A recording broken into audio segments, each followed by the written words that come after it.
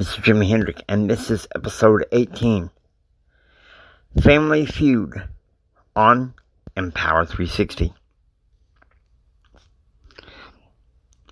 I'm James Anthony Hendrix Jr., but we're friends now, so you can call me Jimmy. I am a motivation speaker. I'm a member of the Church of Jesus Christ of Latter-day Saints. I wish and desire to help those that desire more, that desire a better and extraordinary life. I hope also to give the spiritual and temporal tips to help you overcome the adversities of everyday life. Okay, this is kind of a spiritual and temporal thing. And so, to that end, I can't think of a better authority on families, particularly in a dysfunctional family that just won't stop fighting. Stand by for Dr. Paul Jenkins.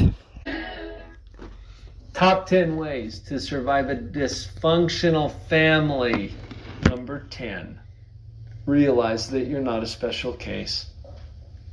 I know, it feels like you are because your family is more dysfunctional than any other family, right? Probably not. It's just the one that you're used to, and so you start to feel like it's extraordinary or somehow special. It's really not. Every family has some level of dysfunction, and yours is no exception. Probably there's more dysfunctional families, there's less dysfunctional families, and that's why we're going to start with, you're not a special case. Get over it. It's something that happens to all kinds of people, even good people like you. Number 9. Notice that you've made it so far. I know, how amazing is that? Even with all of the dysfunction, here you are. You've made it this far. Why would that not continue to be the case? And you'll get some other tips that are going to help you as you move forward. But notice that you've made it so far. You've got a 100% track record for surviving this so far. Pretty cool. That'll change how you feel about it too. Coming in at number 8, quit. I don't mean quit your family.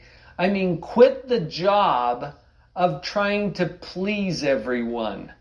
This is one of the most dysfunctional things that happens in families because we continue the dysfunctional behavior and interactions because we don't want to upset anyone, or we want to please everybody, or we want to make sure that everybody's happy with everything. Well, you're really bad at this job anyway. So, in fact, you know what? You don't have to quit. I fire you. You're fired from the job of making everybody happy and pleasing everyone. Does that help? No, it probably doesn't. Because usually when I fire people from this job, they still show up for work the next day. Somehow, you get to quit the job of pleasing everyone. All right, moving up the list to number 7. Learn to take care of yourself. This might go without saying. Self-care is a really important part of being in any relationship. And especially if there's some dysfunctional patterns in there, who's going to take care of you? Your dysfunctional family? Probably not. Learn to take care of yourself. There are 4 main aspects to this that I think are just very basic for self-care. Number 1, get enough sleep. Make sure that you're taking care of your sleep needs. And the research shows that most average adults need anywhere from 6 to 10 hours of sleep. Adolescents are more toward the 10-hour end of that thing. Get enough sleep. Number 2, eat a balanced, healthy diet. The fuel that you put in matters. This is part of taking care of the machine. Number 3, get plenty of exercise, regular exercise. And I'm going to recommend that you get 3 to 5 episodes of good aerobic exercise every week. about a half hour in duration. You can modify that according to your own needs. But a lot of the research I've seen places it at about 3 to 5 episodes of a half hour each, good aerobic exercise. You need this not only for your body, but for your mind. Your brain is part of your body, and that's the organ in our body that we associate with our mind. Having that healthy and functioning helps with everything else. And then finally, the fourth piece is regular prayer and meditation. Now, that's coming out of some research that was done at Harvard on brain maintenance. Prayer, meditation, whatever your inclination is from a spiritual standpoint, this is something that helps your brain to be healthy. And I think it has to do with quieting some of the noise that happens in our world and having a little bit of solitude, peace, where you can just be present and increase your self-awareness. So all of that has to do with learning to take care of yourself. Let's move up to number 6. Set appropriate boundaries and limits. You'll notice that some of the dysfunction that happens within your family has you in positions you don't want to be, or has you experiencing things that maybe you could have avoided or prevented had you set up the appropriate boundaries.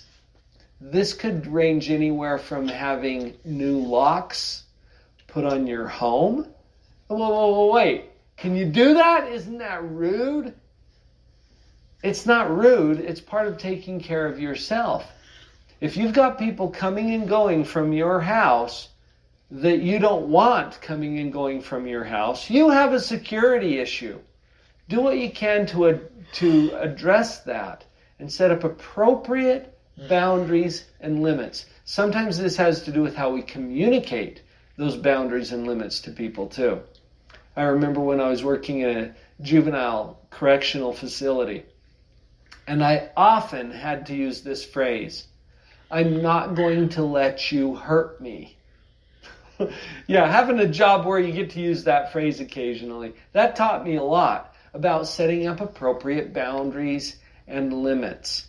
And that's a good one. I'm not going to let you hurt me. Even if you never say it out loud, having that mentality has you showing up a little bit differently in the dynamic.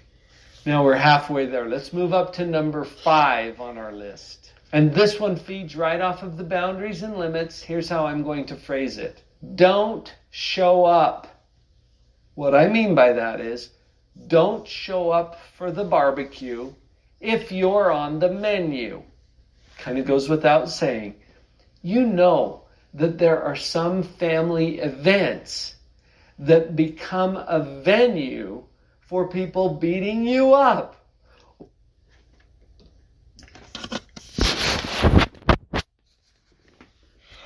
All right.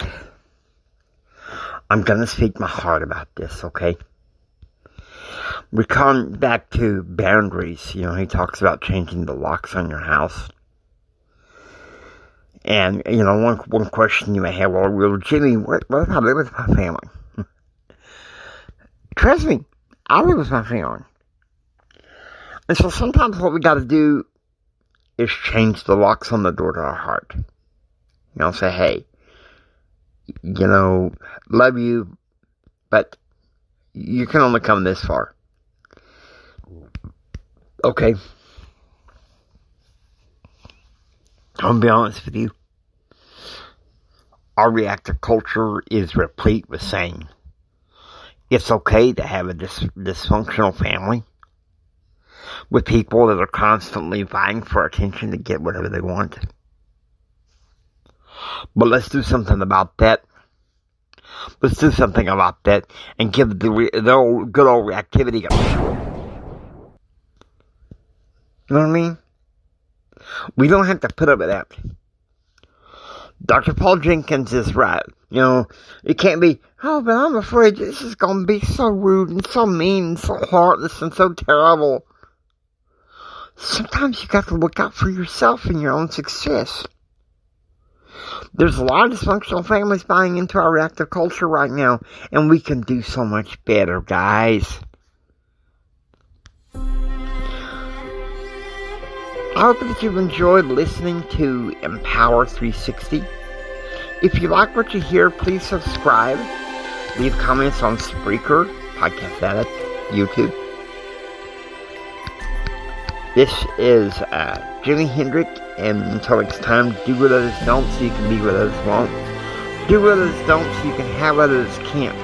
Choose, act, and pursue happiness. God bless you.